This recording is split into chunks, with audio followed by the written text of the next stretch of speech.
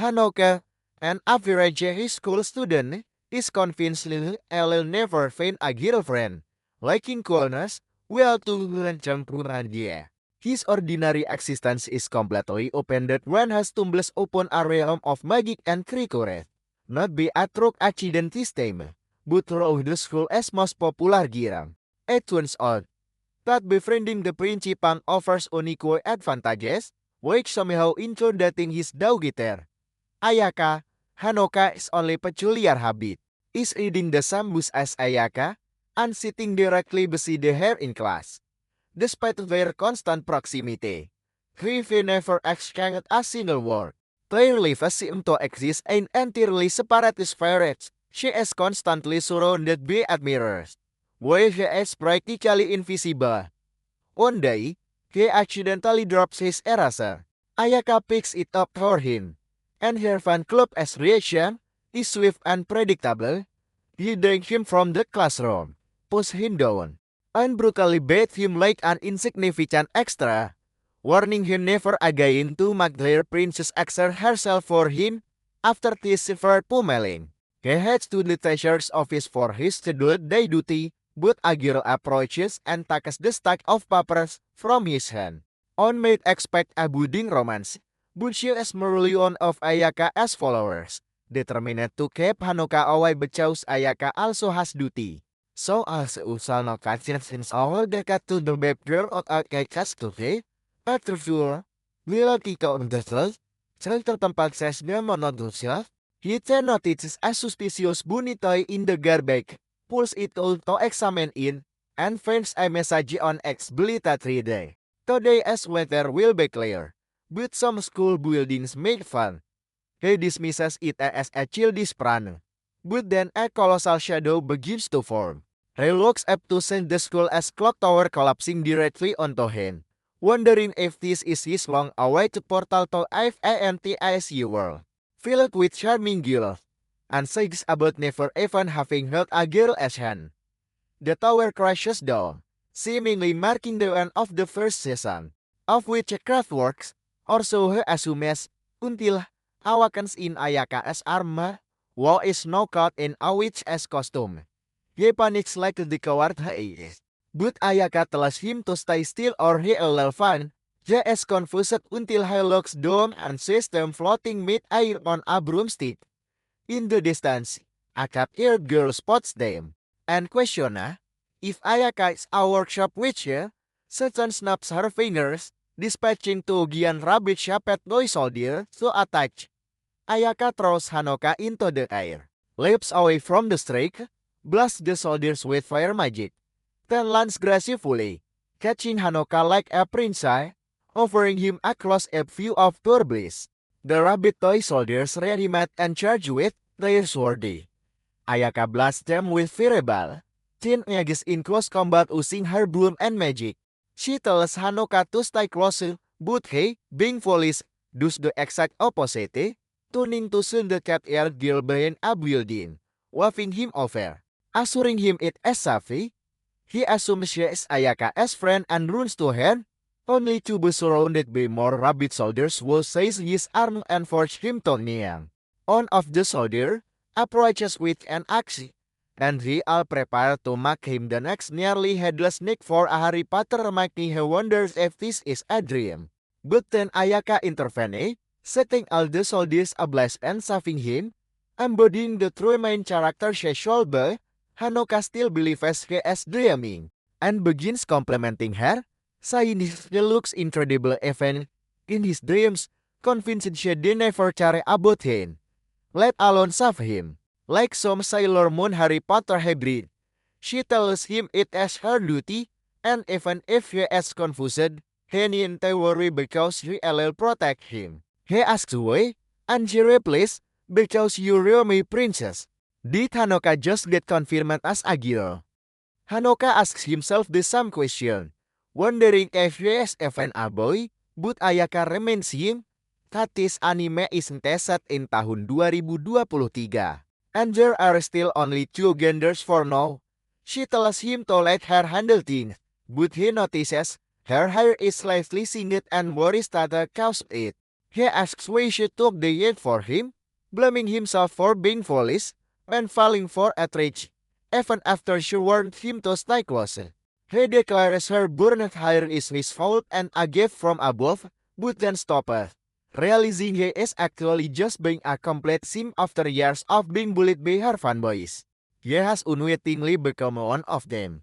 As they sit there, feeling ashamed, he spots one of the toy soldiers getting back up to attack her from behind. Remembering Sasuke's actions during the Naruto Bridge arc, he jumps in front of her and takes the hit instead.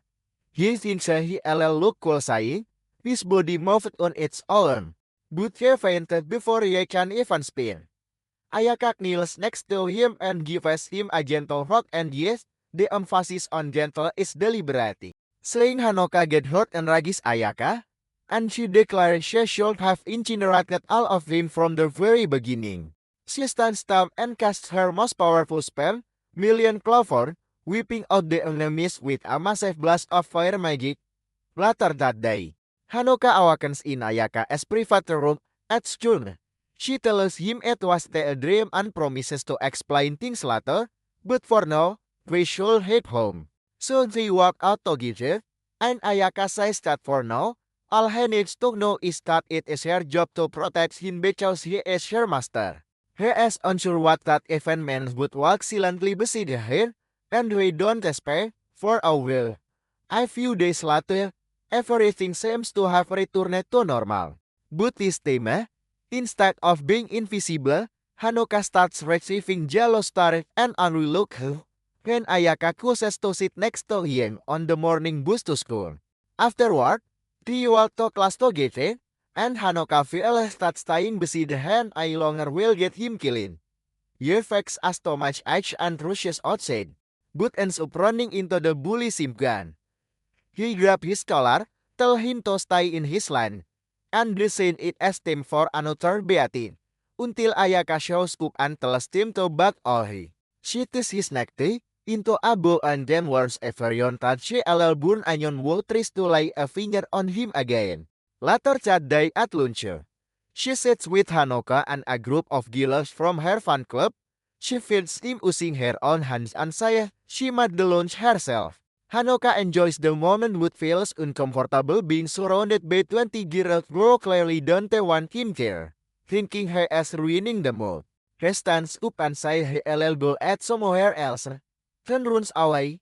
Seeing this, Ayaka gets upset and, while staring at the ground, lights everyone as lunch on fire. Meanwhile, Hanoka feels guilty for being rude and walks through the courtyard where the building fell on him.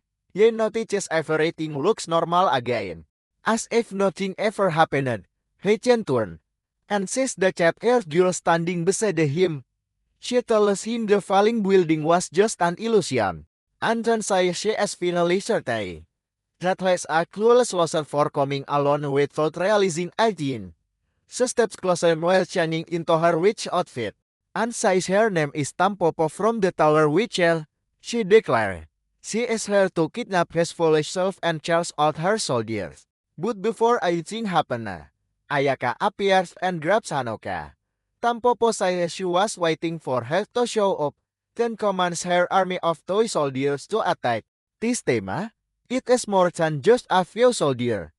They rush Ayaka from every direction, with swords and spears. After the battle, Hanoka walks up on the ground. He discovers Ayaka shielding him, covered in countless injuries. She asks about his well-being, and he is baffled by her survival. Feeling helpless, he assures her of his trust but considers calling for medical assistance. Ayaka responds that if he truly wishes to repay her, he must commit to not avoiding her at lunchtime tomorrow. He consents, only to panic upon seeing her profusely bleeding. She clarifies that, being composed of fear, she is unharmed. She then instructs him to shoot his eye and remain perfectly still. Employing her magical abilities, she repels the soldiers, reducing each onto cinders. Subsequently, she advances towards Tenpopo, cradling Hanoka in her arms as if he were a princess. Ayaka warns Tenpopo that she is about to incinerate her furry tain with a massive fire attack. Tenpu barely manages to escape by summoning additional soldiers and retreating. Her backside is still emitting smoke.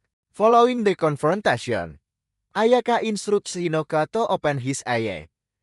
He is stunned to discover the surroundings completely normal, spotless, and showing no signs of destruction. Trajan project home, bringing the day to a close. The subsequent morning, 5 new pupils transferred to their school. Whoa, surprisingly, are Tampopo and her coven of Tower Witches. Days later, Hanoka persistently presses Ayaka for an explanation regarding the magical occurrences and Tampopo's continuous targeting of him.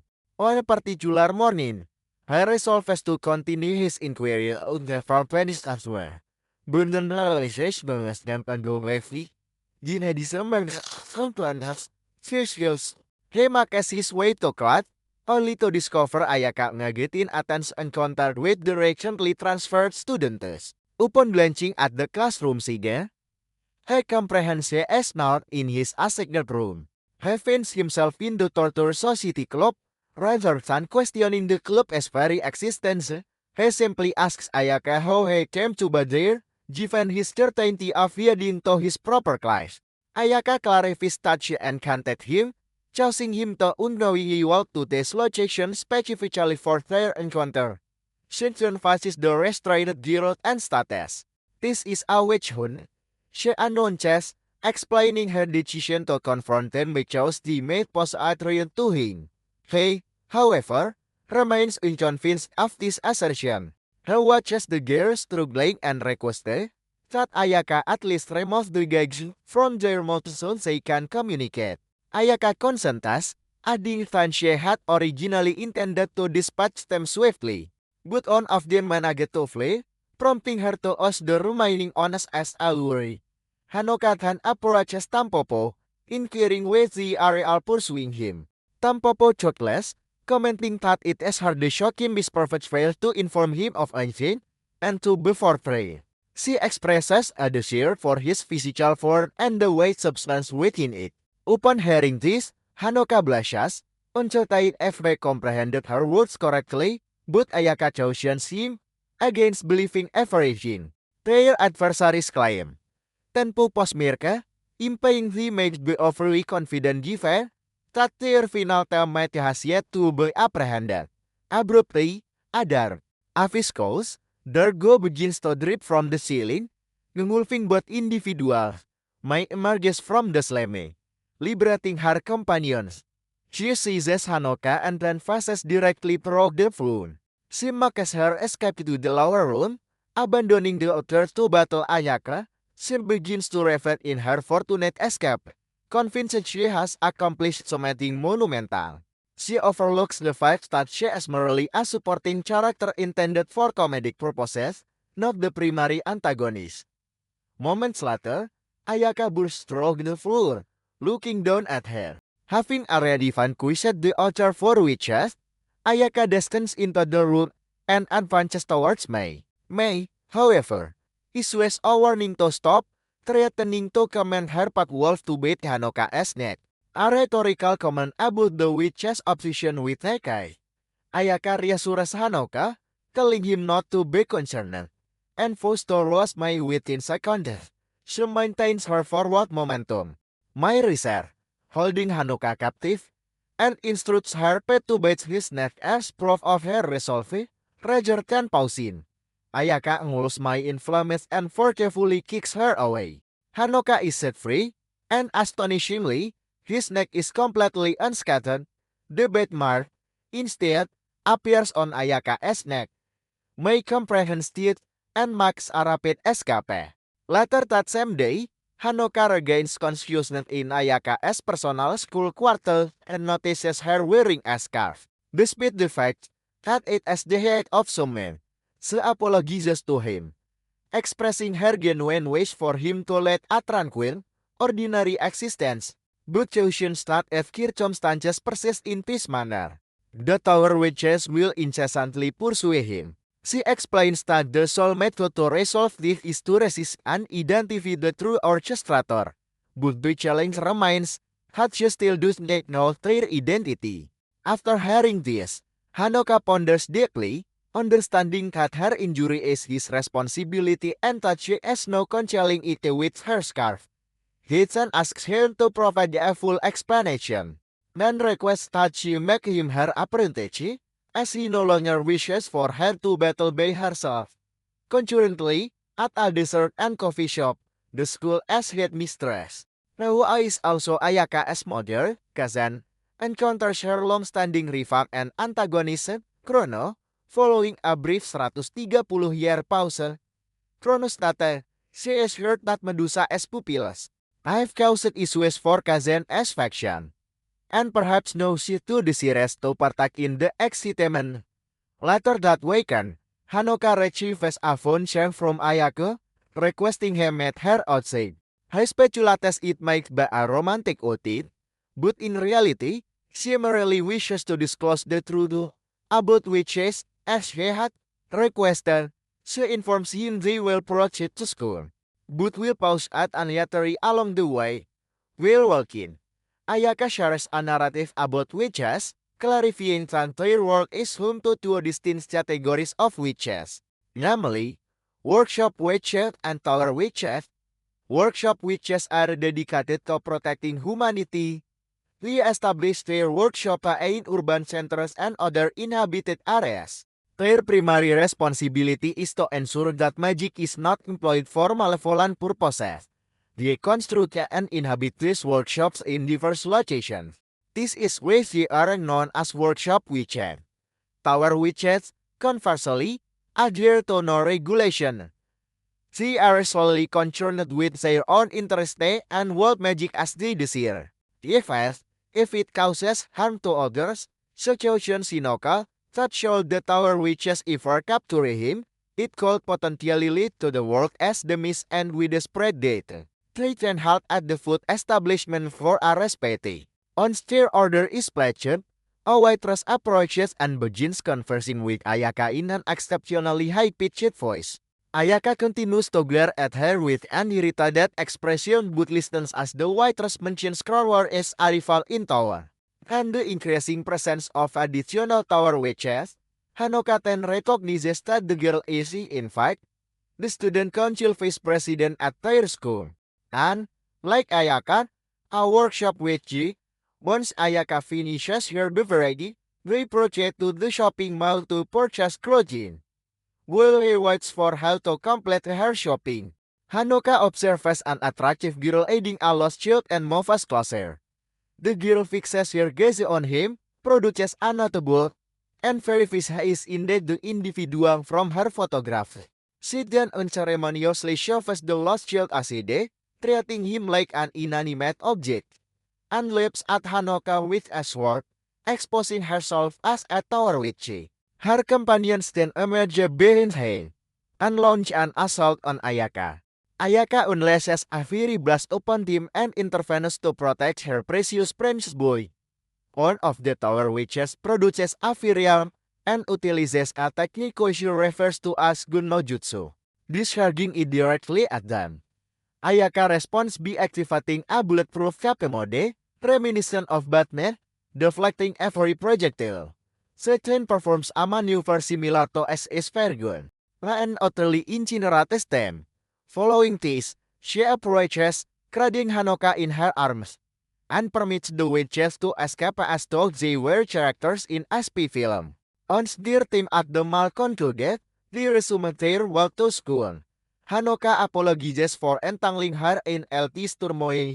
He inquires if it would be more secure to simply imprison him, nor sell him away some hidden location. However, she instructs him not to concern himself with such matters, assuring him of her perpetual protection. She then advises him that he should begin studying diligently, that because serving as her apprentice will not be an easy task. Upon hearing this, Hanoka becomes enthusiastic and proclaims his readiness to develop greater strength. Shortly thereafter, he arrives at the school, and Ayaka reveals that the institution itself functions as one of the workshops. She then escorts him to the headmistress's office. Ayaka as mother, Kazan, confronts her about the distraction she chosen at the mall. questioning the purpose of our workshop that damages other people's belongings. Kazan explains to Hanoko that it is customary for workshop witches to present their apprentice to their master on the very first day. This tradition led her to instruct Ayako to bring him the next day. After Wiki, Ayaka began Hinoka's training. Their journey is interrupted by an ambush from Tampopo and her crew, who bear a striking resemblance to Team Rocket. Kana expresses though both ngaging Ayaka in a veil, given her almost unbeatable nature.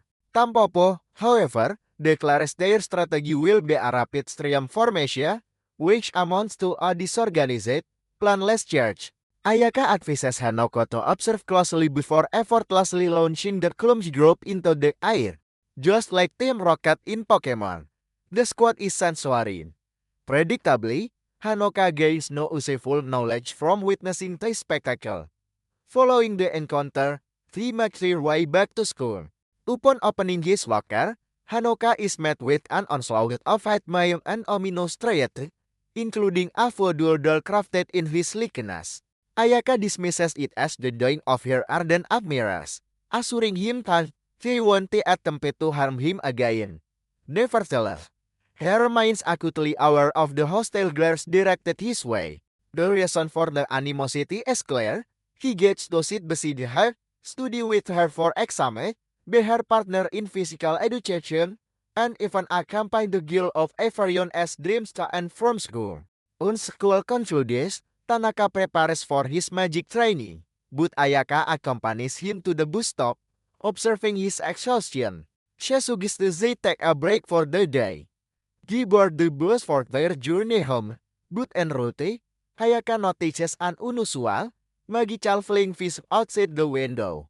Upon checking the bus's destination display, she says it has changed from next stop to that and she then springs up and turns to discover Kronwar seated in the very last row. The bus is now devoid of other passengers. The driver has vanished, and it continues to move forwards, fully be magical means. Ayaka calmly instructs Hanoka to remain composed before turning to confront Kronwar. Kronwar advances and introduces herself. Ayaka prepares to unleash a fiery assault, but Kronwar immobilizes her with a spell-shackle dictatorship. Kronwar unleashes a potent spell upon Ayaka, yet, as anticipated, it leaves her completely unharmed. Hanoka, however, fails to comprehend the true extent of Ayaka's power. Consequently, he impulsively leaps in front of her, attempting to shield her. Kronwar scoffs at his foolishness, declaring that Ayaka is impervious to her, regardless of Anyon's effort. With unnerving composure, she approaches and stabs Hanoka directly in the abdomen. She collapses to his knees, crying out in agony, but she dismisses his pain, telling him to stop faking and get up. Hanoka is initially bewildered, but then realizes she feels no pain and is now bleeding. At that precise moment, Ayaka collapses to the ground. Heian observes that she is bleeding from the exact spot where he was stabbed. Kronwar clarifies that this is due to a unique power known as damage transfer. This ability ensures that any injury intended for him is redirected to her instead, provided they remain in close proximity. She further elaborates that Ayaka possesses this power because she entered into a contract with him. This agreement grants her access to the unique power residing within him, enabling her to become an invincible witch. However, in exchange, she is bound to protect him from all threats. Kronwar then states that if he truly wishes to save her, he merely needs to provide her with more power, utilizing the weight substance within him. And no, it's not what you're imagining. She clarifies that she is referring to a spirit residing within him, akin to the nine-tailed fox from Naruto. She then presents him with a luminous piece of candy. She instructs him to consume it to unleash his latent abilities. She attempts to force fate to heal, but Ayaka intervenes, unwilling to allow this diminutive, peculiar individual to steal her pet as first kiss. Where to steal her pet as first kiss? Ayaka unleashes a burst of green flames, sending Kronwar reeling backward. Naturally, This success is attributed entirely to convenient plot armor. Ayaka then informs Hanoka that she will undergo a temporary transformation. Drawing upon some of his power, she morphs into an incredibly formidable fire queen. Adorned with radiant green flames and draconic ability, she swiftly overwhelms Kronwar, piercing both her shield and her throne. Yet, even after this decisive blow, Kronwar manages to escape, abandoning them at the bus stop. Hanoka regains consciousness first, observing that Ayaka is one has vanished, but she remains unresponsive. He transports her to the hospital, where a nurse assures him she is merely exhausted and will awaken shortly. Later, upon his return home, he discovers Asman, wrapped candi in his pocket. The magical orb Kronwar had attempted to force upon him. He resolves to keep its existence a secret from Ayaka, concealing it in his drawer. Should he ever truly require it, he also begins to contemplate Kronwar as revelation about Ayaka's contact with him, wondering if this implies she had known him prior to their meeting at school.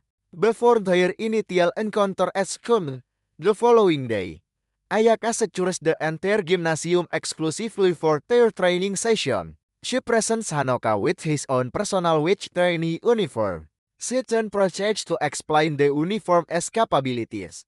She instructs him to attempt a jump, and to his astonishment, he feels incredibly light. He leaps nearly to the gymnasium stealthily. As he descends, Ayaka touches him in a princessly embrace, then challenges him to hold her in the same manner. Hanoka leaves her, noting her surprising likeness. She clarifies that the robes they are wearing imbue their bodies with an almost weightless sensation. Next, she raises her right hand and executes a slight twist of her wrist. Instantly, a magical broom materializes in her grasp. She informs him that the broom is controlled within the cup and can be summoned with that specific hand gesture. Hanoka attempts it, but instead of conjuring a broom, he only manages to conjure disappointment, as nothing appears. Just then, Ayaka's alarm sound, indicating their allotted team has concluded. Suddenly, numerous students open the doors and enter the gymnasium for their practice. Hanoka panics, urging her that they should conceal themselves before Anyon spots them in their distinctly otaku-looking attire. Yet, to his astonishment, no one appears to notice them whatsoever. He questions if he has become so imperceptible that people no longer even see him. Ayaka clarifies that it is actually a property of the robes. The robes possess a unique enchantment that causes people to disregard their presence, and others instinctively avoid colliding with them. Following this, she inquires if he is aware of his. Then seizes him and ascends into the ski. Perched on her broom, she declares they will continue via until he masters the ability to summon his own elaborate stat workshop witches. Critical in this net errors in this manner to again even potential susu. She further mentions that at a given moment, three formidable witches are actively patrolling their school to ensure its safety. To safeguard it from her. After an extended period of rest, long enough for a brief nap, Ayaka begins to stare back towards the school, but Hanoka points downward and instructs her to halt. I spots a child being bullied and robbed, asserting that she must intervene. Ayaka informs him that such matters fall under police jurisdiction, not the purview of witches. Witches are tasked with confronting malevolent witches, not meddling in the affairs of ordinary individuals. Moreover, they are strictly forbidden from revealing their existence to anyone. Hanoka expresses his disapproval of this regulation. He finally manages to summon his broom, immediately diving into the fray. He nearly brings about the end of the series by almost crashing headfirst, but he narrowly averts disaster. He collides with the bullet with the force of a vehicular impact, sending them sprawling. They quickly recover, surround him, and prepare to assault him until Ayaka makes her appearance. 9 incinerates him out with her magic. Hanoka remains her. Haki are not permitted to attack ordinary individuals. But she retorts that also particular individuals were also witches. This explains how they could perceive him despite the magical ruby he was wearing. It is revealed that the girl who was being robbed is, in fact, a friend of Hanoka's younger sister, Kasumi. As she is not a witch, she remains oblivious to any of the magical occurrences. Meanwhile, in the city of Ravensburg, Medusa is being held under the most stringent security measures possible. A security imaginable, however, she somehow managed to break the same and escape from her confinement. The very first individual she chose to visit are, none other than, her cherished students. Tanpopo has dropped a strategizing in a restaurant says Hanoka, then overcome Ayaka, recognizing the challenge. Ayaka appears invincible, and Hanoka possesses a peculiar allure that binds her to him with unwavering loyalty. Ring introduces an alternative strategy. Rather than pursuing Ayaka directly, they should ambush Hanoko when he is isolated. The squad embraces this revised tactic just as they prepare to depart. Kronwar then makes an appearance, expressing her eagerness to participate in their scheme. The following morning, Hanoka awakens, destines the stairs, and prepares for his school day. His sister, Kasume, greets him warmly and assists in taming his disheveled morning hair using a comb and hair dryer. During this process, she casually inquires about a phone call her received from a girl the previous weekend. Hanoka is clearly unwilling to convey that it was the school's most popular student, who addresses him as master. Consequently, he fabricates a story, claiming it was merely a class notification system, and her number happened to precede his. And that she had found it to announce Monday would be an enjoyable day. Kasumi raises an eyebrow, questioning why he rushed out of the house immediately after that conversation. Hanoka begins to perspire. He hastily concocts another flimsy excuse, but she discerns the truth, and playfully warns him she should obliterate his hairstyle with the dryer at maximum intensity. She soon states her awareness of his outing with Ayaka, mentioning that she also overhears rumors at school. She even fights him because her brother is monopolizing all the princess time. She directly interrogates him about the nature of his relationship with him. Hanoka attempts to formulate a response, but at that precise moment, their mother, Kamache, summons them for breakfast. Kasumi grants him a temporary reprieve, though suggestions that their discussion will resume in his room later.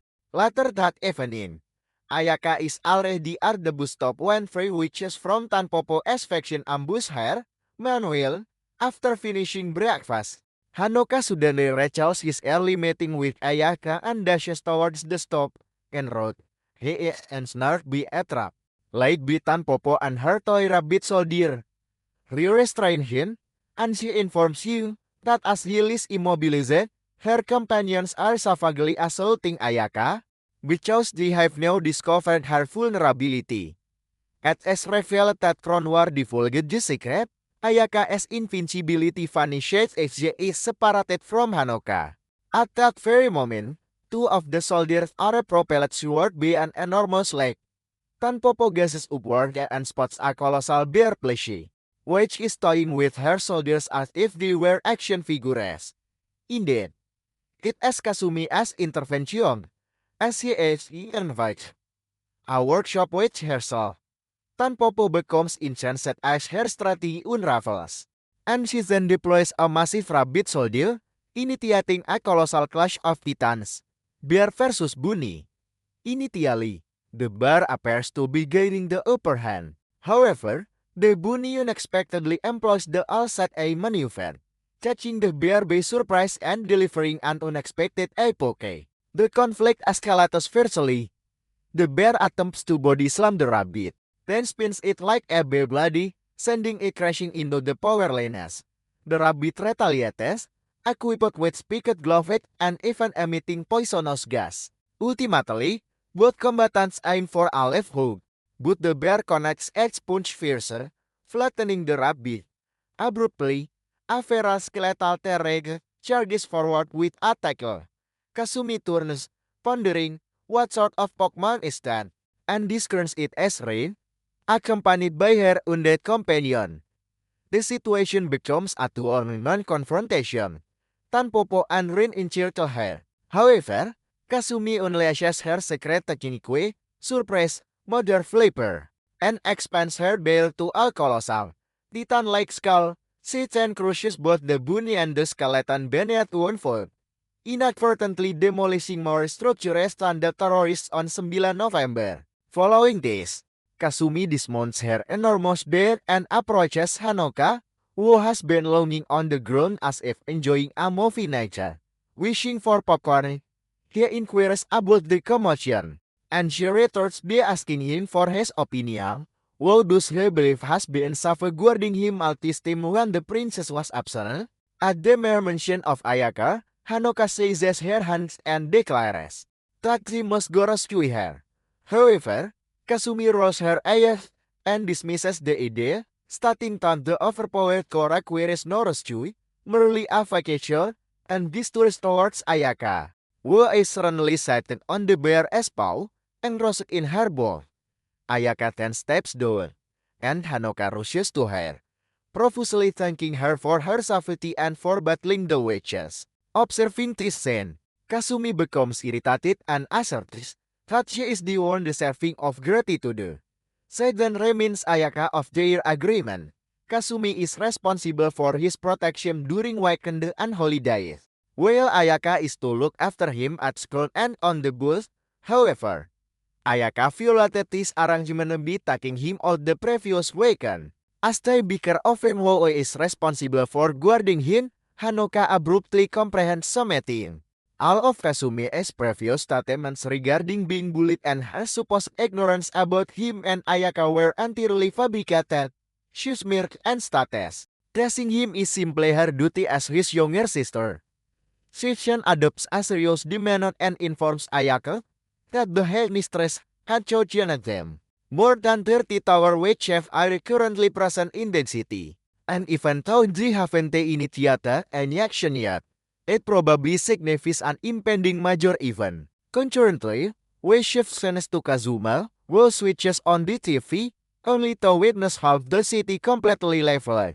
As a result of the bear and Dune confrontation, she says, contemplating the extent of the financial burden she will have to undertake to rectify all this destruction. Returning to the city, Ayaka confides in Hanoka, suggesting that perhaps she desires to protect him permanently and that they should simply cohabitate. Manuela, persevere, Crown Wars once again devising a scheme. She dispatches her Crocoboy to locate every tower witch within the city and assemble them at her headquarters. Concurrently, Kazuna retrieves a phone call from Rothenburg. The call concerns Medusa, who has escaped the following day. Ayaka visits Hanoka and Kasumi as residents to seek their mother's permission to have Hanoka reside with her. 24 hours a day, 7 days a week. To their astonishment, their mother, Kamachi, instantly consents and even recounts an anecdote from her own school year. She explains that during her high school year, she forgot a close friendship with a formidable girl known as Dragoontooth. This individual was, in fact, Ayaka's mother. Kazan, the two of them grew so inseparable that they wished to marry each other, but as it was the year tahun 2023, they were compelled to marry men instead.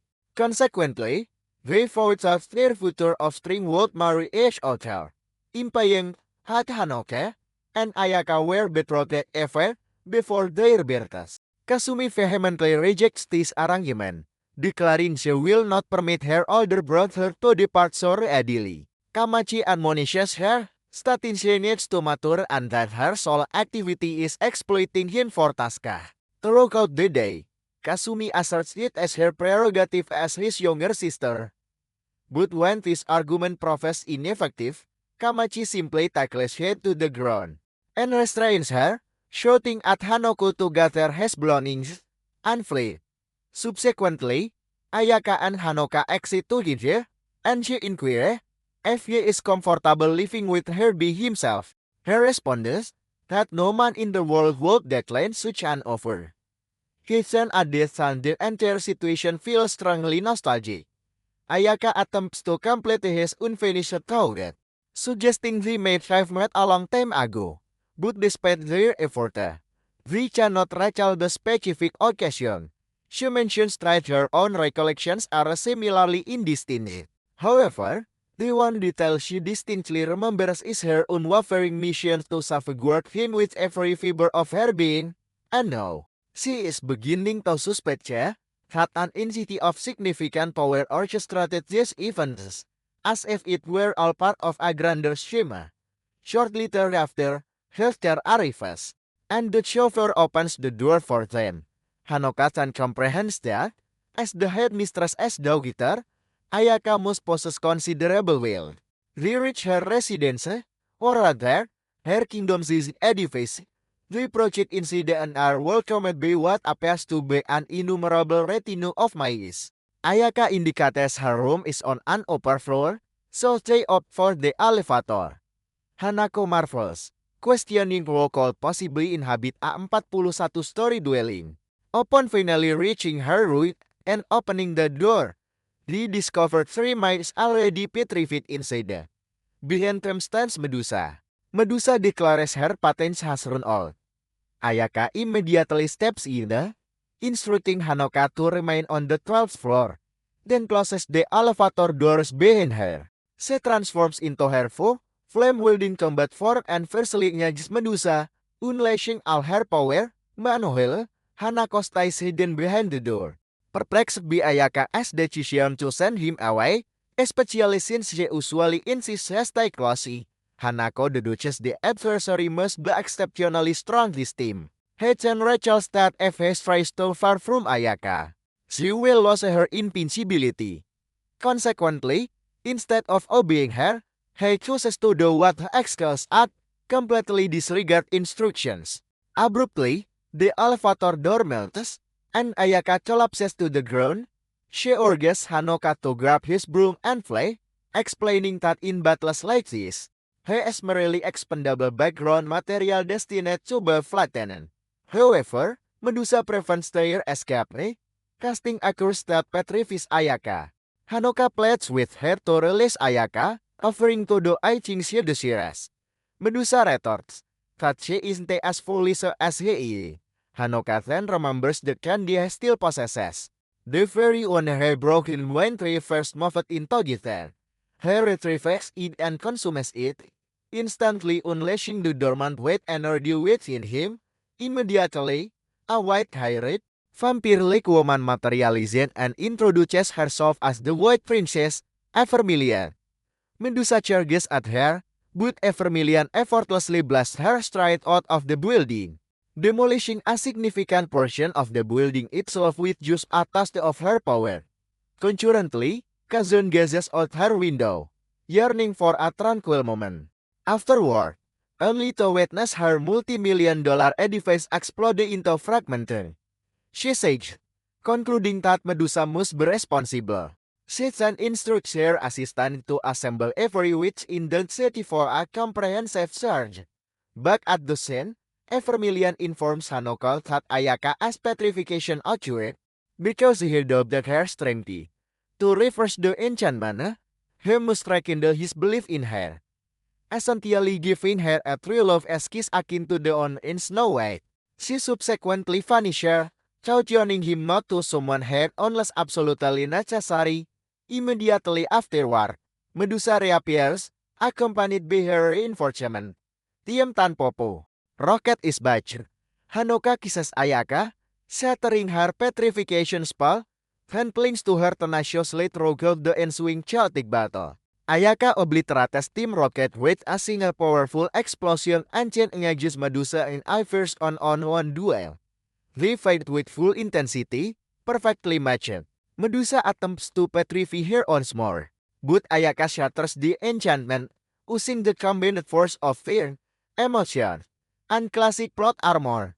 While the battle made air, Hanoka begins to feel draws, unpredictably. He drifts off to sleep while embracing Ayaka, a true example of that way. Later that evening, He awakens in the school as infirmary. He finds Ayaka seated next to him and inquired if the recent event were merely a dream. She confirmed they were entirely real. Then, she draws back the curtain, revealing Medusa and her students passively resting in the adjacent bed. Hanoka panics. However, Ayaka assures him she will clarify everything later and thanks they are no longer adversarial. She closes the curtain, then leans in and kisses him, stating she is simply reciprocating. Subsequently, they opt to return to Hanoka's residence, as Ayaka's home was literally obliterated. Kasumi departs for the evening, after being summoned by Kazun. Meanwhile, Ayaka and Hanoka met his mother at home. The following morning, Kasumi returns, having spent the entire night unsuccessfully searching for Medusa. Having failed her mission, she resolves to check on Hanoka. Upon entering his room, she discovers Ayaka perched on him, examining the sign on his chest. Kasumi becomes enraged upon realizing her mother permitted Ayaka to stay the night and begins treating her rudely during breakfast. Kamachi is overwhelmed and abruptly falls into a profound sulk. Hanoka reprimands Kasumi for her disrespect and instructs her to apologize, but it is already too late. Kamachi retreats to her bed, refusing to speak with anyone. Hanoka contacts Kamachi's workplace to report her illness and absence, then departs for school before the other. Back at school, the student council and Ayaka's fan club convene a meeting. The president is distraught.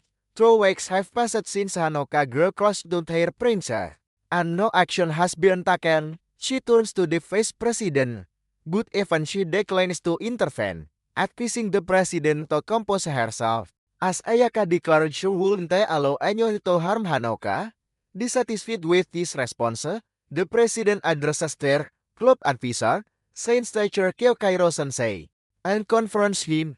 She asserts that he only became their advisor because he was too timid to refuse, and she is scared of his ineffectiveness. If he fails to address Hanoka, she threatens to have the entire council vote for his dismissal. Later that morning, Kyokairo approaches Ayaka and Hanoka, requesting a discussion with them in the science lab. Here, he informs them he is the student council as advisor and that Hanoka has become an issue. He suggests Hanoka likely isn't aware of Ayaka's reputation.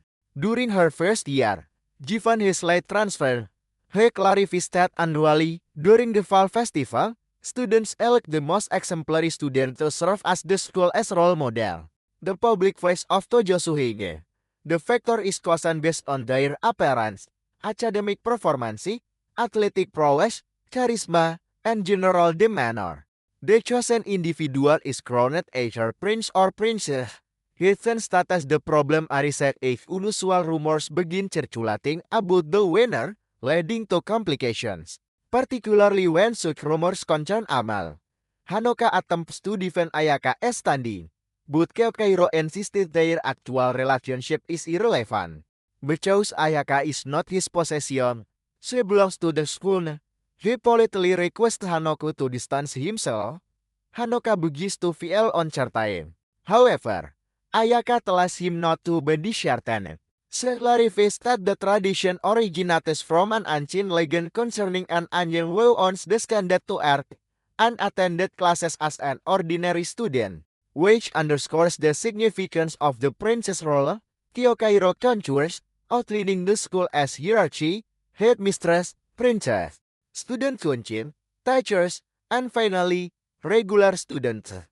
Ayaka, as the headmistress as Daughter, already occupies 2 of the most elevated ranks. Consequently, no one can truly dictate her actions. However, the issue is unrigid as the education. Ayaka states she already has a strategy and they simply need to accelerate their efforts. Kyokairo expresses his relief but then declares they must now discuss the true purpose of his summons. He produces a magical artifact and teleports both Hanoka and himself to an alternate dimension. He instructs Hanoka not to panic, then reveals a small orb resembling the magical Candi Kronwar had given him. He explains adds a less potent variant. Justin that the original likely felt unpleasant to swallow, Hanoka is astonished as she had never mentioned that Candi to anyone. Escape Ayaka, Kyokairo clarified that Hanoka as summoning of the White Princess with one of those Candis inadvertently shattered one of the 5 cells, containing her. Her warns that the headmistress may soon become an adversary, despite being the one who initially enabled him to live freely. Her agreement was contingent on a single condition: the 5 cell had to remain undisturbed.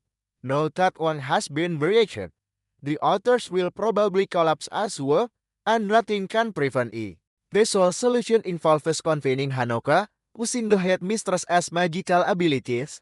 Fortunately, the headmistress is preoccupied with Medusa and remains oblivious, but that is merely a matter of time until she uncovers the truth regarding the cells, and Medusa as covert protection. Kyokairo asserts his genuine desire to offer assistance, where Ayaka not a factor. He will thrive managed, Hanoka himself, acting as his guardian. He implores Hanoka to abandon Ayaka and accompany him. Hanoka responds without a moment's hesitation. At that very moment, Ayaka demolishes the dimensional barrier, strikes Kyokairo to the ground with her weapon, and extracts Hanoka. Kyokairo endures the attack by employing a traditional substitution enchantment, and flies immediately afterward.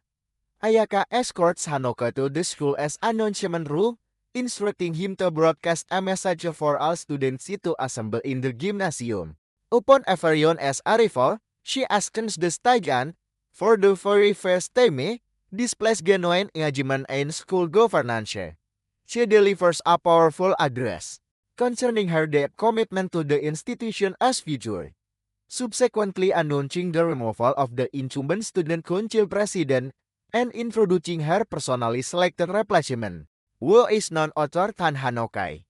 Ayaka then designates herself as the new vice president, while assigning the former vice president the diminished role of vice president. Subsequently, Hanoka addresses the student council, delivering a brief speech. He acknowledges that she is currently unpopular with most of them. However, he pledges to earn their respect eventually and hopes for their genuine acceptance. Concurrently, Kasumi is utterly displeased. She is tired of witnessing Ayaka monopolize her brother. Consequently, she resolves to reclaim Hanoka through force. She constructs an extravagant trap and shadows him after school as the pair enters a toy shop. As Hanoka steps out for some fresh air, she strikes, abducting him with her colossal bear, hurling a vehicle at Ayaka, and incapacitating her with sedative injections. She then affixes airplane wings to the bear, utilizing components from their residence, and ascends towards the forcer. She declares they will reside there in solitude. Just the two of us. She states. She informs him that she overheard the teacher Escalcium, the headmistress will betray him, and her daughter likely will as well. Precisely then, an enormous shadow manifests above them. She gazes upward to behold a colossal dragon descending. Ridden by none other than Ayaka, she has keys playing a supporting role, and transforms into a full-fledged action hero. Unleashing fire spells from above, Kasumi attempts to evade, but her efforts result in half the city erupting in explosions. Ultimately, the bear collides with a structure, sending everyone plummeting. Ayaka leaps down, rescuing them by catching them and cushioning their destiny. She escorts them back home and tucks them into bed. Later that night, Hanoka awakens and expresses remorse for his sister's behavior. Ayaka dismisses his apology, stating that all Kasumi did was hurl a chair and render her unconscious. She actually admires Kasumi for being such a fiercely protective sibling. Well, she playfully inquires if he would appreciate her acting like a younger sister as well. Hanoka laughs, remarking that she would be more akin to an older sister. He playfully entertained the notion throughout the day. Until Ayaka grows weary and drifts off to sleep, Hanoka allows her to rest in his bed, then observes the toy she had purchased for both her and Kasumi. sadly noting their destruction during the altercation. Concurrently, Kamachi answers her phone to hear Kazen's voice, announcing her imminent arrival to speak with Ayaka and her son. The following morning, Kazen arrived and proceeds to shop with Kamachi and Kasume. Ayaka rises early and prepares breakfast for Hanoka, who awakens to the aroma of food. He observes her in the kitchen, silently appreciating her beauty, and joins her for the morning meal. In the interim, Tan Pupo and her associates, now residing with Medusa at Hanoka's residence, conspire to apprehend him. They question Medusa about her sudden obedience to Ayaka's directives. Medusa replies that they were divided fairly and squarely, and, according to the rules, must comply with the factor. As long as their objective is alleged, she says no immediate need to intervene. However, if the others still wish to attempt something, they are welcome to make their move when Ayaka is absent. Truth. Chris stealthily asks the stairs and wait outside Hanoka's room, hoping Ayaka will depart. But to their surprise, she remains vigilant by his side throughout the entire night, only leaving to prepare breakfast. Apparently, she does not require sleep like ordinary individuals, which is merely another one of her enhanced abilities. Subsequently, in the living room, Hanoka and Ayaka converse about their mother before heading on to retrieve the laundry. Just as it begins to rain, Kazan and the others return. Ayaka steps outside to welcome them, while Hanoka proceeds to the bathroom to dry himself. He inadvertently walks in on Mei and the others, who promptly accuse him of being a pervert. Trace and forcibly pull him into the main hall. Everyone witnesses the scene, and Kazan reacts swiftly, incapacitating Kamachi and Kasumi before turning to Ayaka and declaring, "It estimated to apprehend him and ascertain Medusa's whereabouts." Ayaka and Hanoka summon their brooms, but rather than taking flight, Ayaka wheels around and engages in a confrontation with her mother. Kazan instructs Hanoka to convince her to chase her obstinacy, but Hanoka recalls Kairo's earlier statement. Ayaka had been concealing Medusa all along. Nevertheless, he chooses to place his trust in her, asserting that he cannot allow himself to be apprehended. Ayaka concurs and summons Medusa to initiate their patch. Medusa materializes, beats Ayaka, and the two merge. Hanoka collapses, experiencing a vision of the true event from Medusa's initial assault. They had forget about Medusa would bestow her power upon Ayaka, and in exchange, Ayaka would safeguard her and her students until the opportune moment arrived. However, Kazan fails to comprehend their fusion and begins shooting incoherently. Medusa taunts her, and the battle commences. Kazan brandishes her broom. Ayaka parries and attempts to petrify her, but Kazan seizes her by the collar and slams her to the ground. Ayaka nonetheless succeeds in transforming her to stone and departs, offering an apology. Suddenly, Kazan shatters the petrification spell through sheer force of will, kicks Ayaka from behind, and seizes her once more. She informs Ayaka that this is insufficient to hold her. She then hijacks Ayaka's already labored bragging, clarifying that her invincibility was linked to Vermilion, then by merging with Medusa, who is deemed impure, she forfeited that power.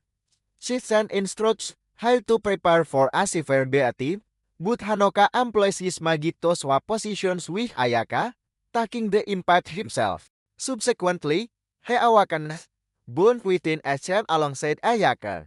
She attempts to milk the bars but is unsuccessful, informing him that they are confined within one of her mother's disciplinary chambers, and that her fusion with Medusa has concluded. This presents a significant predicament, as Medusa is likely undergoing interrogation at this moment, and everything could potentially be revealed. She reminds him that her mother once stated that Hanoka would remain secure at school as long as the cells remained intact. However, now that they are beginning to unravel, he is officially considered a Turian. Her sole recourse now is to defeat her mother in combat. She explains that Kazan possesses a strong sense of honor, and if they vanquish her in a fair fight, she will be amenable to reason. Hanoka reflects on their earlier devastating defeat and questions how such an outcome could possibly occur, but Ayaka insists there remains a single opportunity. It entirely hinges on his inherent power. Concurrently, back at the school, Kazan is engaged in a game of shogi with Kronwa, who casually inquires about Medusa. Kazan Segi, expressing her initial eagerness to interrogate Medusa, but then explains that witches from Rovenburg are refit with official mandate and took Medusa into custody. As she sips her cake and broods over the missed interrogation opportunity, her school building suddenly explodes. She glances outside and spots Ayaka and Hanoka standing atop the debris. She flees on and on again chastises Ayaka for demolishing yet another structure. Ayaka simply raises her sword. Kazan declares she will defeat Ayaka, then questions Ayaka's motive for fighting, ordering her to chase her antiques, then her uniform. And destined from the workage, she chastises them both for their prison break. Stating, "We're going home and will rectify the damage tomorrow." Ayaka and Hanako then depart. Relieved that their secret regarding the cells remained undiscovered, they concur that a favorable resolution is paramount. Later that evening, Hanako and Ayaka shared a bed. Rest assured, their closer relationship means no romantic developments occur. Hanoka experiences an unusual dream, revisiting moments from Ayaka's history, specifically an earlier theme. Kazan introduced the offspring of two sorceresses, hoping they would befriend Ayaka and aid her integration. These individuals would eventually evolve into her earliest devoted supporters. Kenya and Toko, holding the positions of third child and vice president on the student council, developed a strong bond with Ayaka.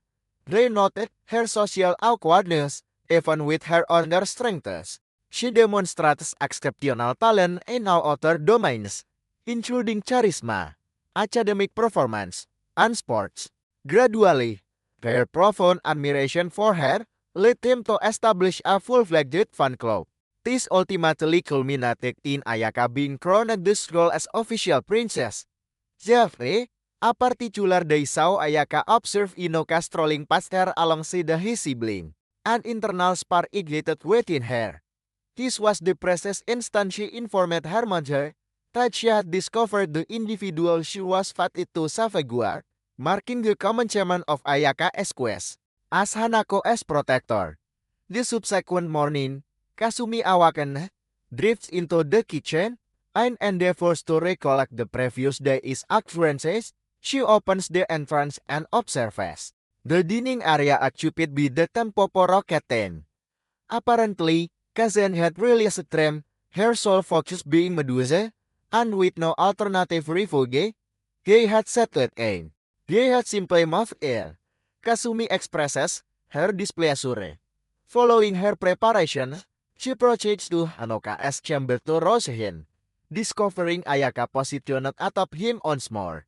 This occasion appeared as anniversary, asserting she was examining his son. Following breakfast, everyone proceeds to school, and a sense of normalcy seems to have been restored. Hanoka's personal locker is inundated with derogatory mail and petitions urging his resignation from the student council. Predictably, he continues to falter with answers during lessons, despite his earnest attempts. At lunchtime, Hanoka and Ayaka make their way to the school cafeteria. Abruptly, the sound of shattering glass reaches them, prompting them to rush downstairs where they find students causing widespread damage to the premises. Later pandemonium ensues, motorcyclists are ridden through corridors, and students are illicitly selling cigarettes. In an outright insurrection, Hanoka inquires about the situation.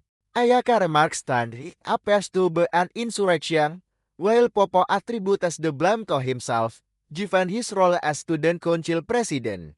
Subsequently, they observe Toko, for she be pushed to the floor by a girl identified as Rinor. Seichen presents Hanoka with a message, insisting he appear at the gymnasium unaccompanied at 2:30 p.m.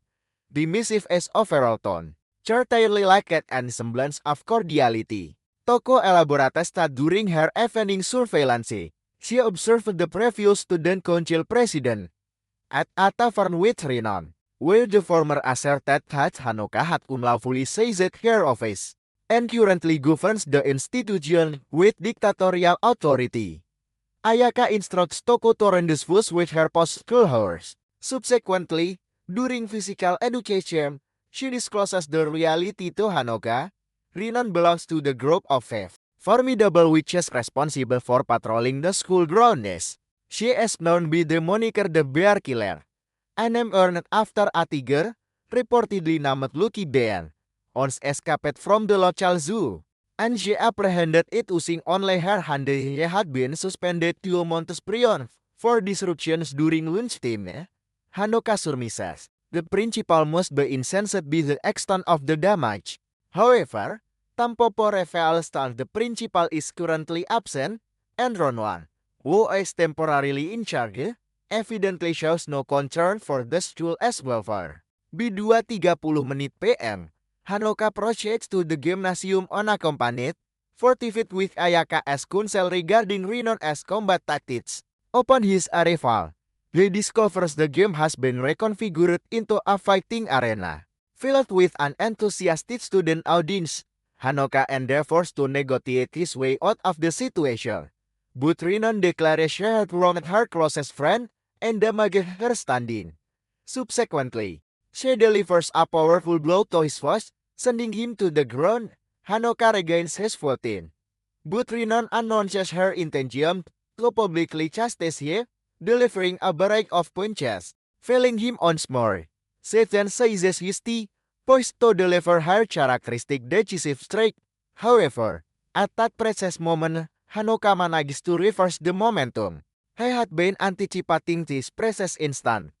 Leveraging Ayaka as preparatory effort, he enhances his abilities with magic. Subsequently failing Rinon and restraining her, he positions himself to strike her both halts. Recalling that, it's still tahun 2014 and the principle of chivalry holds significance. At that very moment, the lights extinguish, and Ayaka, along with Tim Tenpopo, makes an entrance. Rinon effortlessly dispatches the witches, but Ayaka renders her unconscious with a solitary blow. Subsequently, cloaked to obscure their identities, they hoist Hanoka into a triumphant stance. The illumination is restored, creating the impression that he vanquished Rinon. It is subsequently disclosed that Ayaka and the previous president had meticulously planned this entire scenario a week beforehand. Should the former president aid in the arrangement, she would reclaim her position. She became overly invested in her part, consequently enraging Rinon far beyond what was anticipated.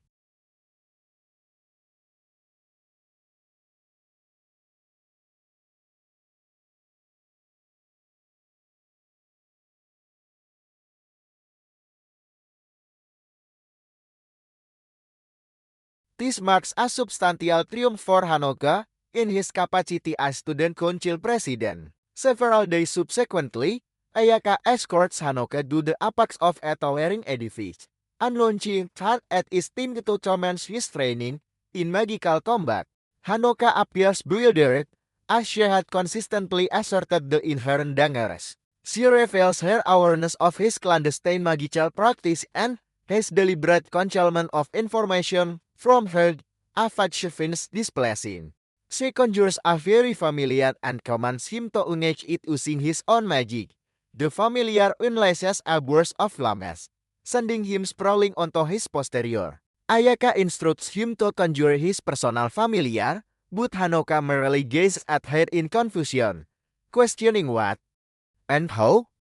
The familiar launches another assault, resulting in Hanoka sustaining an elbow injury. Ayaka swiftly moves to assist him, but Hanoka resists and repels her. He asserts that she must adopt a more rigorous teaching approach if he is to acquire any knowledge. Ayaka fixes her gaze upon him momentarily, then lifts him and pulls him from the edifice. She instructs him to either conjure a familiar capable of void or suffer the descent in an instant. Hanoka comprehends the gravity of his error as he plummets the very familiar Givestias, with Ayaka trailing closely behind on her broomstick during his descent. Hanoka desperately attempts to recall the single most significant thing in his life, something he could conjure moments before impact. His thoughts converge on the recollection of Ayaka, clad in her swimsuit and nurse attire. Remarkably, this memory provides potent enough to manifest a colossal magical Ayaka avatar, fully equipped in Nurse Asgard. Indeed, a connoisseur of fantasy. The colossal Ayaka avatar strikes a nearby building, inadvertently demolishing our and exposing Kyukuro Sensei enjoying tea with Kronwar. Kronwar calmly observed that this constituted potent magic, and Hanoka would have been unable to wield it without breaching the second seal. She further questions Kazen's location, expressing her boredom in her absence. Concurrently, Hanoka collapses due to overexertion of magic, and Ayaka escorts him home for recuperation. In another location, Kazan is situated far beneath the surface, scrutinizing an unusual, explosive rune and a concealed passage. She is approached by Rinan, who informs her that Toko disclosed her whereabouts. Rinan inquires about her activities there, and Kazan attentively listens as Rinan recounts the appearance of a sorceress who identifies herself as the messenger of the tower, and proclaimed that all inhabitants of the city are now captives. A week subsequent, with Kazan still unaccounted for, Ayaka and Hanoka proceed to school for their examinations. Concurrently, Kazan finally encounters the sorceress, whose name is Waken. Kazan informs her of her awareness regarding the explosives, and presumes Waken is present to negotiate for Hanoka. Waken acknowledges this with a nod but asserts she is not there to strike a bargain. She commences an explanation of the mechanics of witch combat. Ordinarily, sorceresses are restricted to engaging only one another, and are prohibited from harming non-combatants. A limitation enforced by a formidable protective barrier. This protective barrier, erected by Kazan across the whole town, automatically safeguards anyone who sustains an injury. Her immense magical reserve and rapid regeneration capabilities enable her to maintain 80. While she could theoretically sustain this defense indefinitely, Waken poses a challenge. What if the entire metropolis were to detonate simultaneously?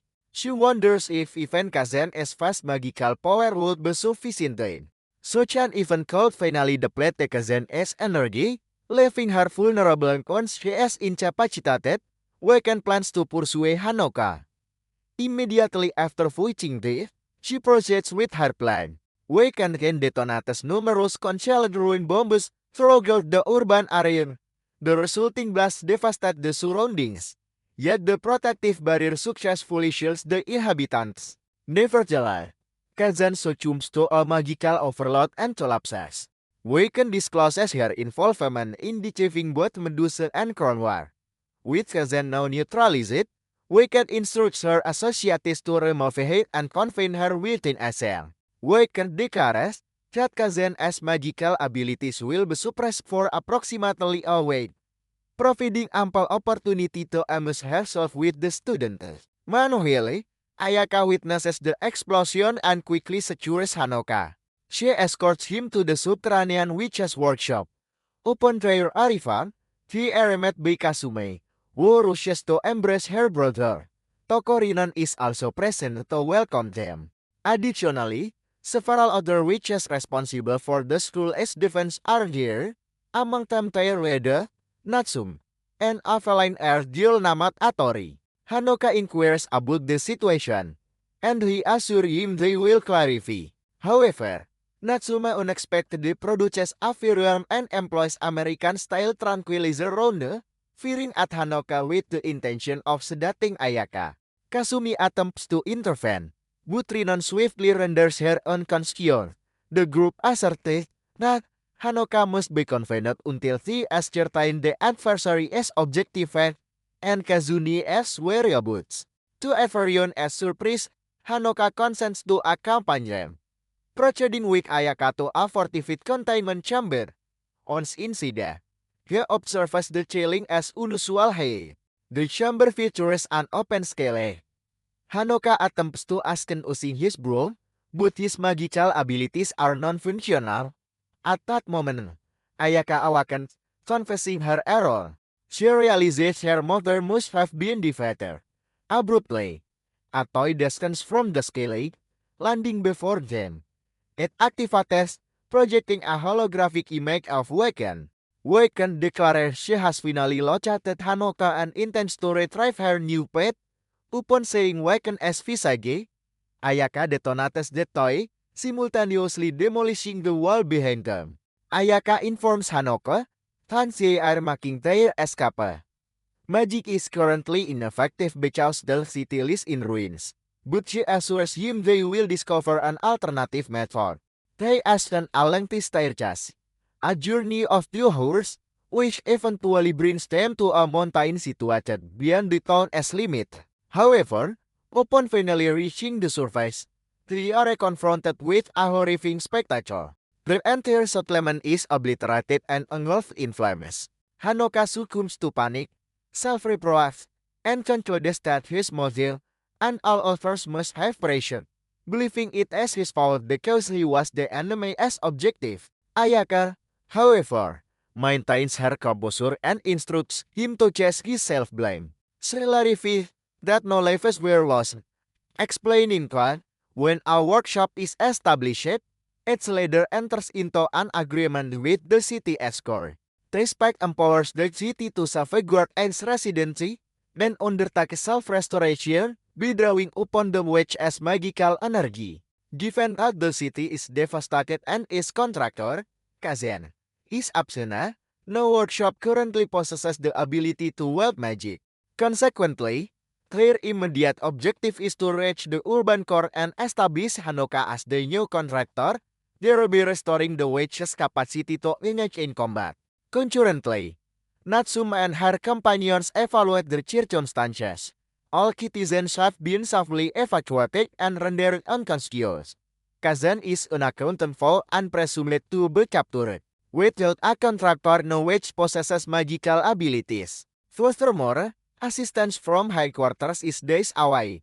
Simultaneously, several witches from the workshop remain unaccounted for. Following the explosion, one of the missing individuals suddenly burst into the room, adorned with strapped on time bomb.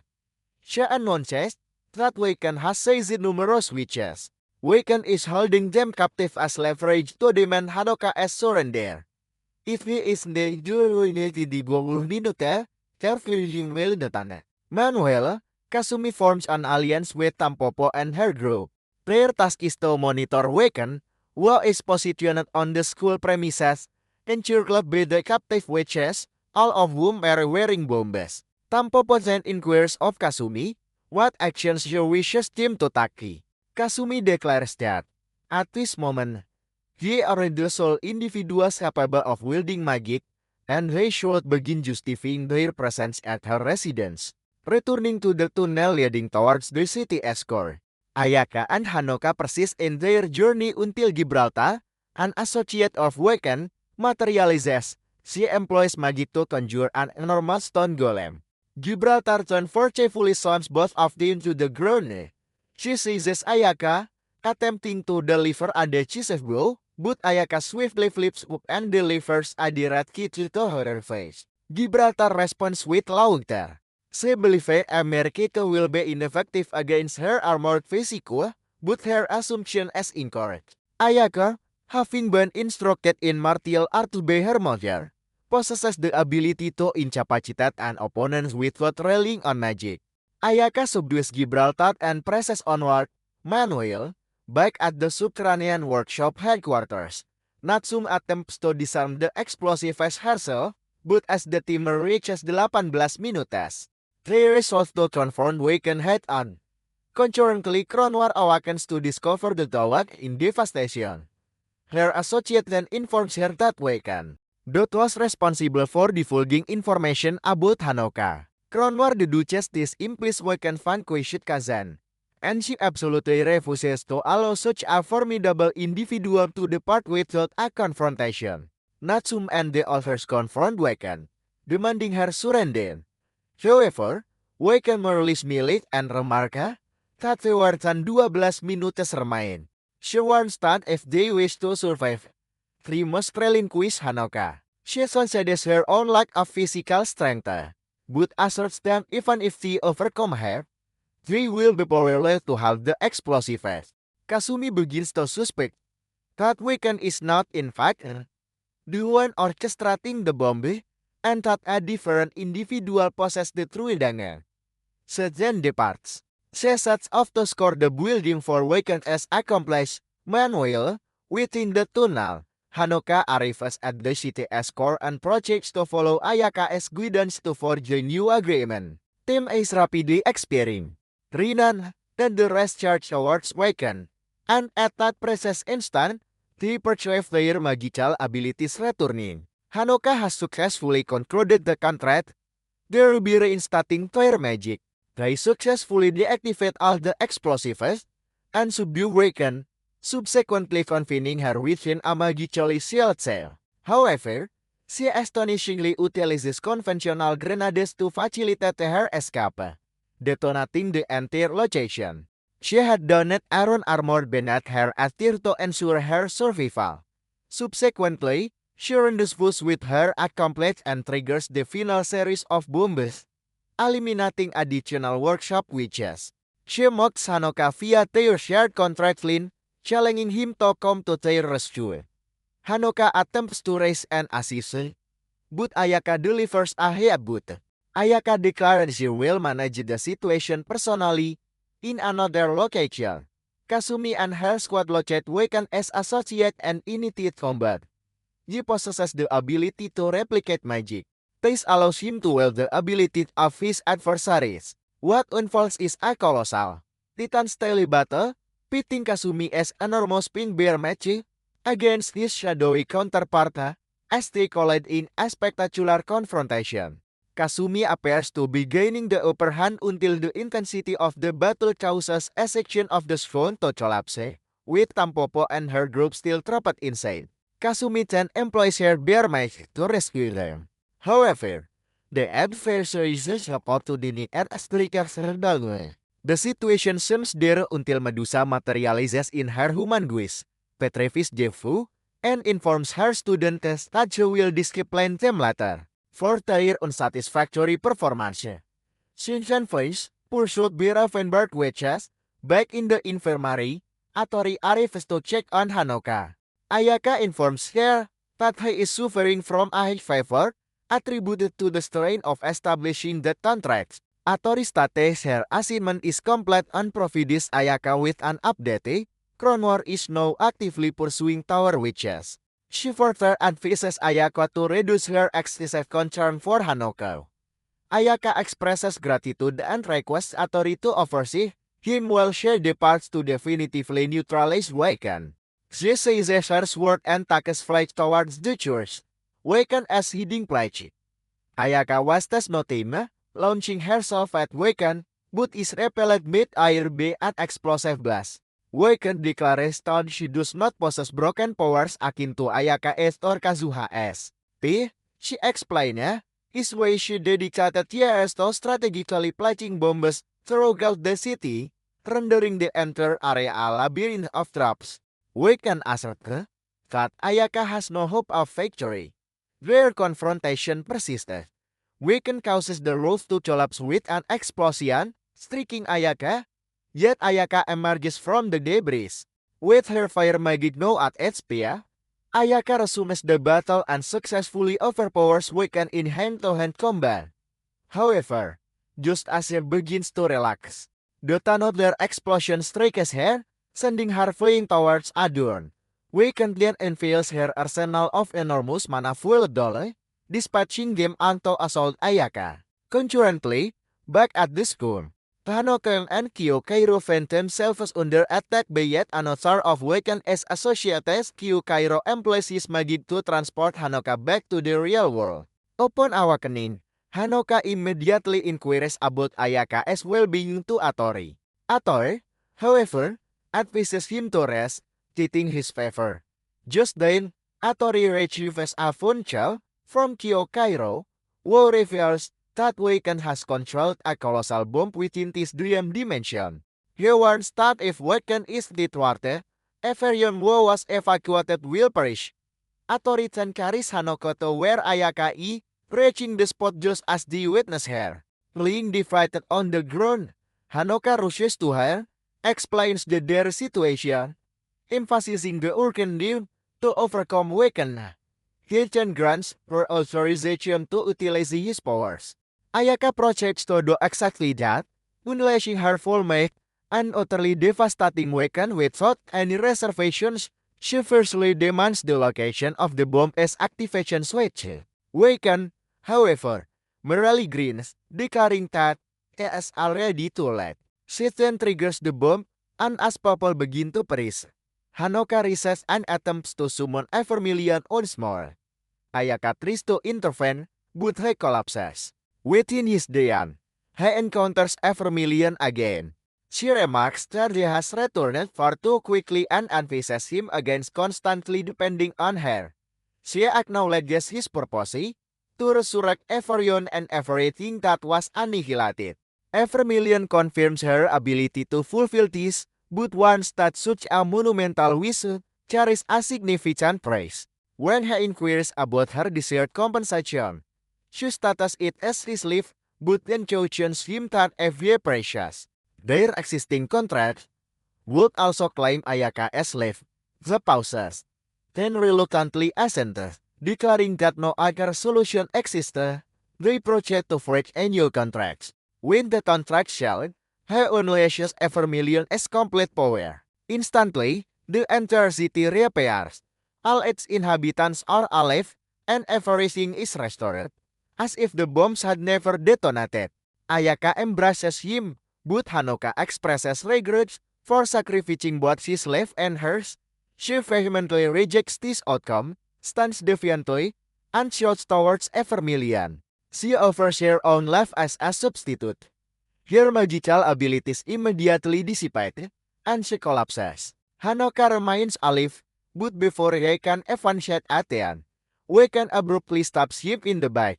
She taunts him, asserting that he has ruined everything and that Aimer Eve is all she has left. She declares her intention to send him to the afterlife to join Ayako. But Hanoka seizes the blade. He yanks it free and punches her to the ground. He then mounts her, forcefully plunges the knife into the floor beside her, and proclaims that he is finished witnessing people suffer. He declares that no matter how often she attempts to destroy his life, they will thwart her every single time. He then loses consciousness from his injury. Waken observes him, sighs, then instructs her partner to tend to his wound. She noticed that they still have several days before Kazuma is returned anyway. As they depart, she encounters Kronwar and her reptilian companion, who apprehend Waken. Meanwhile, back at the school, everyone else is safe, but Hanoka is weeping uncontrollably beside Ayaka as seemingly lifeless form. Atori enters and retrieves Achal from Kyo Kairo, who reports the mission as secure. However, Hanoka is too grief-stricken to acknowledge it. He then recounts all the events that transpire. Kairo then perceives an inconsistency.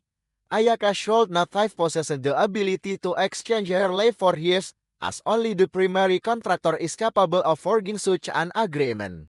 Hanoka then observes that her body remains warm, despite her lack of breathing. An idea sparks within him. He instructs Atori to draw a magic circle and position Ayaka within its confines. He explains his theory that Ayaka forcibly terminated her contract, and to revive her, a new one must be established. Ye cuts his hand, allowing drops of blood to fall onto her chest, then pauses. Instead of kissing her lips, he kisses her forehead. Following a brief moment, Ayaka gasps and returns to life. Later, within his dream realm, Hanoka and Kyo Kairo once again encounter a Vermilion. She clarifies that years prior, Ayaka had forget a distinct agreement with her.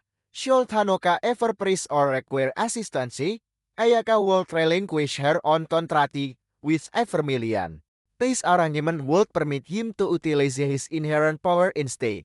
Therefore, when Ayaka terminated the contract, Hanoka relied solely on his own abilities to restore the city, effectively nullifying her previous agreement with Evermillion. Concurrently, Crown War issues a challenge to awaken for our own duel and proceeds to utterly annihilate her, much like a minor antagonist confronting the protagonist in a tournament storyline. Cronmore expresses her disappointment at Waken as perceived weakness and contemplates torturing her for having wasted her team. However, at that precise moment, Kazun makes an appearance. Kazun declares her intention to take Waken for punishment. Waken is astonished, having believed Kazun would remain without magic for several more days. Cronwar interjects, stating otherwise. She reveals that only required 20 hours for Kazun to fully recharge. When questioned about her earlier absence, Kazun explains that she decided to allow the younger generation to manage the situation for a change. Now it is her responsibility to rectify their blunders. Kazun and Crown Martin engage in a dispute over who has the right to punish Waken, leading to an epic confrontation between the two most formidable witches. The intense clash concludes in mere minutes, with Kazun predictably emerging victorious. The following morning, Hanoka awakens in his room. Ayaka greets him, announcing that it is time for school. En route, Hanoka inquires about her well-being. She responded that her magical abilities will require time to fully regenerate, but assures him she is perfectly fine without them. Abruptly, they are ambushed once more by Team 10 Popo Rocket. The team attempts their customary maneuver to capture Hanoka, but Ayaka, even devoid of her magic, demonstrates that she remains formidable. She seizes 10 Popo and maybe their hands, almost crushing them. They promptly offer apologies, and the situation reverts to normal. And with that, this video concludes. Don't forget to hit the like button and subscribe to the channel. Thank you for tuning in, and I'll catch you in the next one.